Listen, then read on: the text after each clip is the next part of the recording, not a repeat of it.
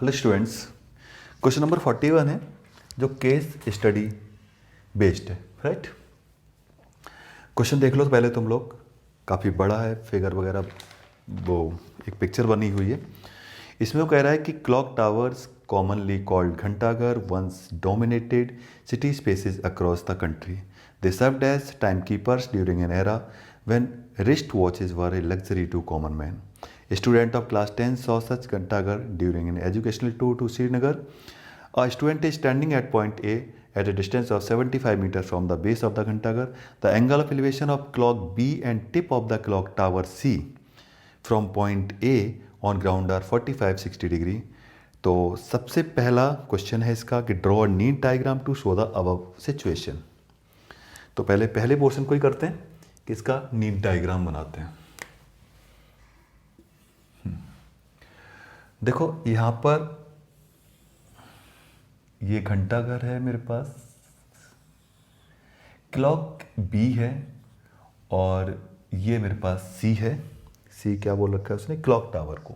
Clock tower सी है और यहाँ पर बी पे वो है क्या बोला है इसने, एलिवेशन ऑफ क्लॉक बी. यहाँ क्लॉक बी है, यहाँ क्लॉक टावर. इस जगह पे एंगल ए पॉइंट है और इससे इसकी जो डिस्टेंस है वो 75 मीटर है, यही दी हुई है. From the base of the Ghantaghar के बेस से, ठीक है. यहाँ पे सपोज कुछ भी पी मान लेता हूँ मैं, ठीक है. अब जो इसका जो एंगल एलिवेशन है, थोड़ा ऊपर हो गया, तो ये मेरे पास कितना होगा 45 और दूसरे का जो एंगल है वो है 60, ठीक है. तो ये पूरा कंप्लीट एंगल है वो 60 डिग्री है. ये है इसका डायग्राम. क्लियर. अब बात करते हैं इसके सेकंड पार्ट की. कह रहा है what is the height of the clock.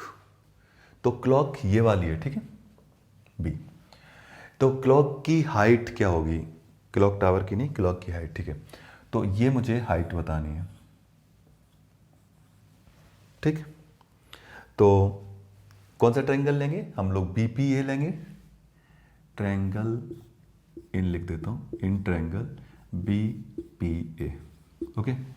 तो 1045 इक्वल टू एच अपॉन 75, ठीक.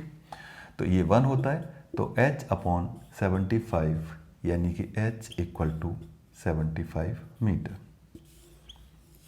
सेकंड का आंसर हो गया. थर्ड पोर्शन कह रहा है कि find the difference between the height of the clock. मैं इसको डिफरेंस को x मान लेता हूँ. तो अब बड़ा ट्रायंगल लेंगे तो हम लोग क्या लेंगे कि h प्लस x है ना, अपॉन 75 इक्वल टू 1060. ये मैं थर्ड पार्ट कर रहा हूं, ठीक है. तो h plus x upon 75 equal to √3 होगा, ठीक है. अब इसके बाद h plus x equal to कितना है 75 √3. h की वैल्यू मेरे पास है 75 प्लस एक्स इक्वल टू 75 √3. तो x की वैल्यू आ जाएगी 75 √3 माइनस 75. तो 75 कॉमन लिया, √3 माइनस 1, ठीक है. आई होप समझ में आ गया होगा. नेक्स्ट क्वेश्चन है 42. एक कोऑर्डिनेट ज्योमेट्री क्वेश्चन है. पहले तुम क्वेश्चन देख लो. इसमें एक ग्राफ बना हुआ है,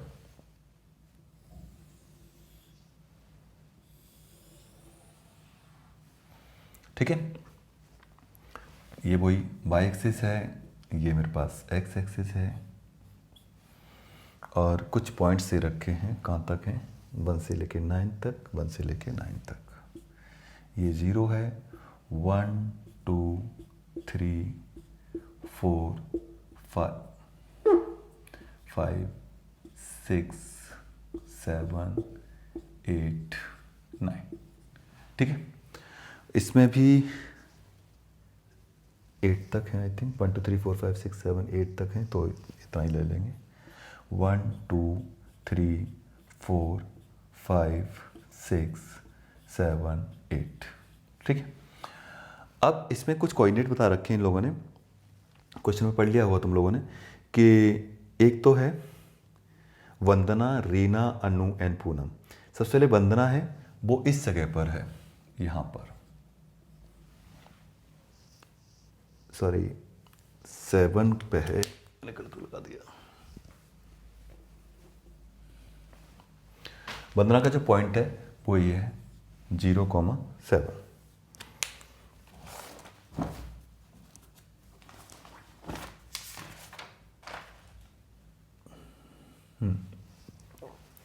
ये V दिया हुआ है। दूसरा पॉइंट है A दिया हुआ, वो R दिया हुआ है मेरे पास, वो है 2,3 पर। यहाँ पर R पॉइंट है जिसके कोऑर्डिनेट्स हैं 2,3, ठीक है।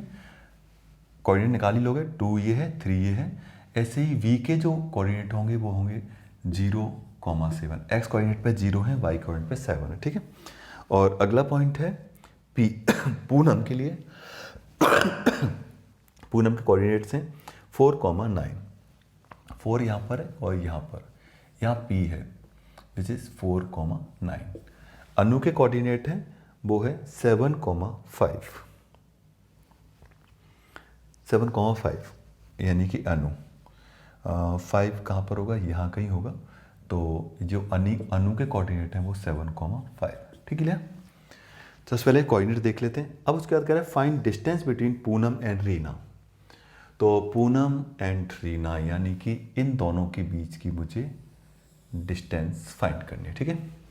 तो निकाल लेते हैं, पी आर लिख देते हैं इसको। क्या होगा, x2 माइनस x1 यानी कि पूनम रीना की बात कर रहे हैं तो कोई भी 4 माइनस 2 का स्क्वायर, x1 माइनस x2 का स्क्वायर करो या x2 माइनस x1 का स्क्वायर करो, कोई फर्क नहीं पड़ेगा, ठीक है, फॉर्मूले पे। तो 9 माइनस 3 का होल स्क्वायर, क्योंकि लास्ट में होल स्क्वायर ही होना है। तो मेरे पास कितना हो गया, 4 माइनस 2 4 हो गया, और 9 माइनस 3 ये 6 का 36 √40।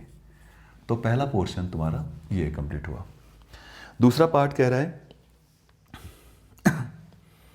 If any time wall is mid point of joining Anu and Vandana. Anu and Vandana कौन सी है, अनु एंड वंदना, ये इन दोनों के बीच का मुझे मिड पॉइंट निकालना है। तो मैं प्रॉपर्ली समझा देता हूँ तुम लोगों को कि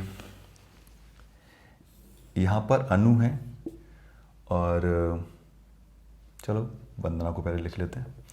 V है जिसके कोऑर्डिनेट हैं 0,7 और यहाँ पर अनु है जिसके कोऑर्डिनेट हैं 7,5, राइट।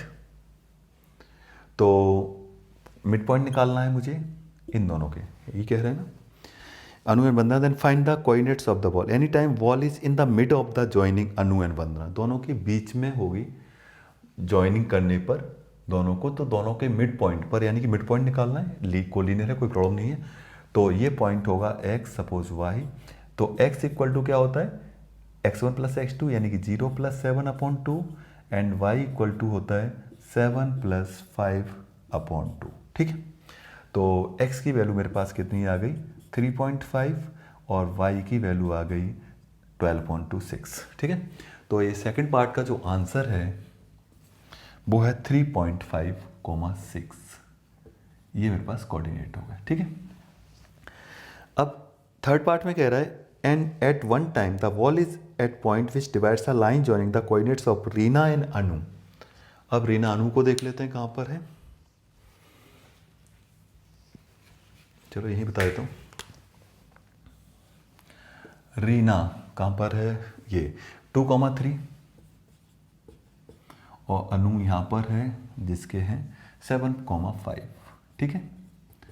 तो वो कह रहा है कि point which divides the line joining the coordinates of the Reena and Anu ratio 2:1, तो 2:1 में डिवाइड कर रहा है, तो यहाँ कहीं होगा। और ये पॉइंट कुछ भी मान लेते हैं, क्यों मान लिया सपोज, वही 2:1 है, ठीक है। फिर वही ए बी पॉइंट मान लिया, तो निकाल लेते हैं इसको। तो ए इक्वल टू मेरे पास कितना हो जाएगा, दूसरे ए इक्वल टू हुआ 2 into 1 plus 2 into 1 into 3 into 2, ठीक है, upon 2। And b equal to कितना हो जाएगा 2 इंटू 5, कुछ गलत नहीं कर दिया, 2 इंटू एक्स कोऑर्डिनेट ले रहा हूँ तो 2 इंटू 7 होगा,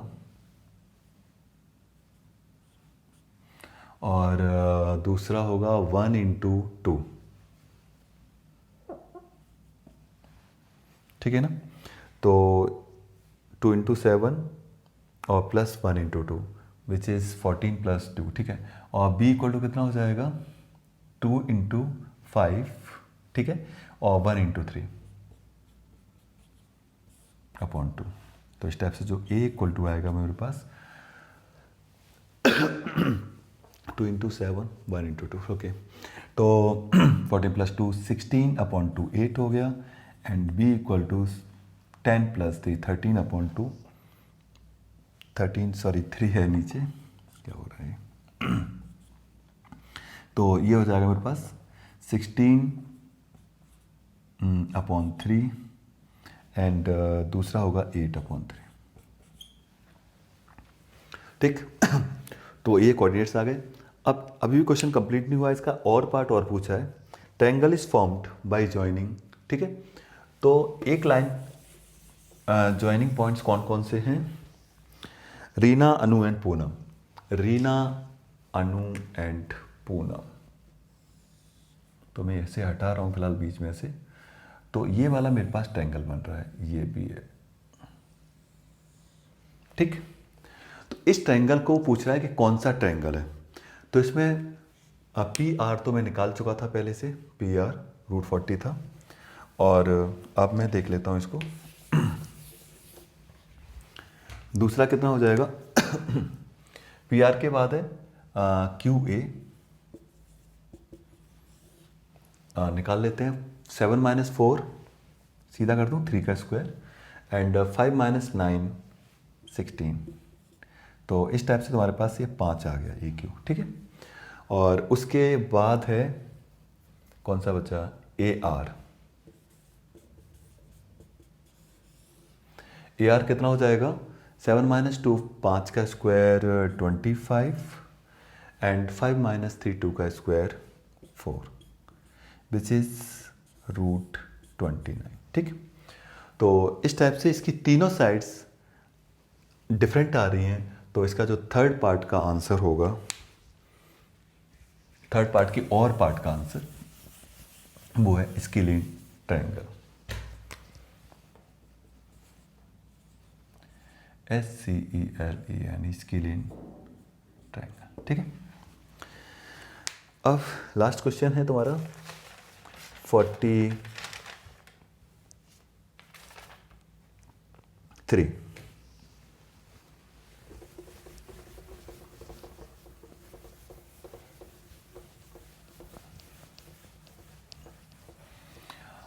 हर क्वेश्चन को ये केस स्टडी में कुछ नहीं करते, कुछ पार्ट्स में डिवाइड कर देते हैं, बस जितने स्टेप्स होते हैं उन स्टेप्स का एक क्वेश्चन बना देते हैं। तो वही तुम्हें बस पहचानना है।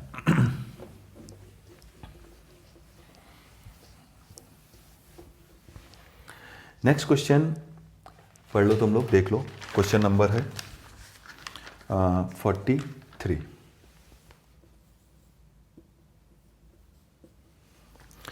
वो कह रहा है runner wants to participate in 200 metre race, he can currently run that distance in 57 seconds. With each day practice he reduces the time by 3 seconds.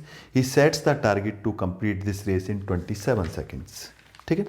तो क्वेश्चन जो उसने लैंग्वेज लिखी वो ये है कि एक रनर है जो 200 मीटर की रेस लगाता है।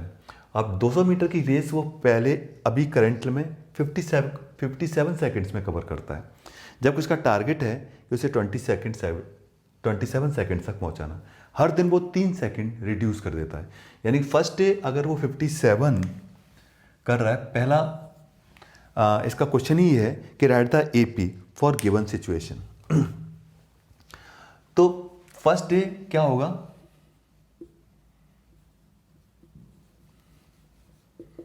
57 है, 3 रिड्यूस कर दो तो सेकेंड डे क्या हो जाएगा 54, राइट। तो इस टाइप से जो इसकी एपी बनेगी वो 57, 54, ठीक है, उसके बाद 51 हो जाएगा, देन 48, इस टाइप से इसकी ये एपी बनेगी। क्लियर। अब सेकेंड पार्ट में वो कह रहा है कि find the time taken to complete the race on 7th day. 7th day पर each day practice he reduces, okay. अगर ओके तो 7th डे पर क्या हो जाएगा कि A7 निकालना है मुझे, विच इज़ A + 6D हो जाएगा, और A मेरे पास फर्स्ट डे 57 है, तो 6D कितना होगा -3, ठीक है। तो 57 - 18, तो इसका जो आंसर आएगा वो कितना है 39, राइट। तो इसमें ये भी ध्यान रखना कि करंट में वो हम लोग फर्स्ट डे इसको 57 को मान के चल रहे हैं, ठीक है। अच्छा, दूसरा है थर्ड पार्ट, वो in how many days will he achieve his target. उसका टारगेट कितना है 27 सेकेंड्स का, तो मैं AN को क्या लूँगा 27, ठीक। तो 27 = A + n-1 × D, ठीक। तो 27 = A कितना है मेरे पास 57 एंड n-1 × -3, ठीक। ये -30 हो जाएगा, n-1 × -3, A कितना हो गया 10 हो गया, = n-1, n = 11।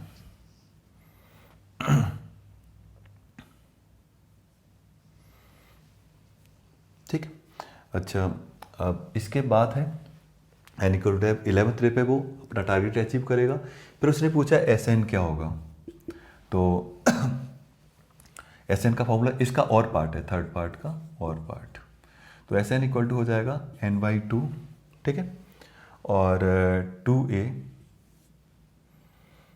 तो 2A का मतलब कितना हो गया 57 × 2 114 n + n-1 × -3, n की फॉर्म में इसका आंसर आएगा, तो यहीं पे हम लोग छोड़ सकते हैं n/2 114, ठीक है, और मेरे पास कितना होगा -3n + 3, ठीक। तो चाहो तो n का अंदर मल्टीप्लाई कर देते हैं, 117n -3n² / 2, ठीक है। तो ये मेरे पास कोई प्रॉब्लम तो नहीं है ना।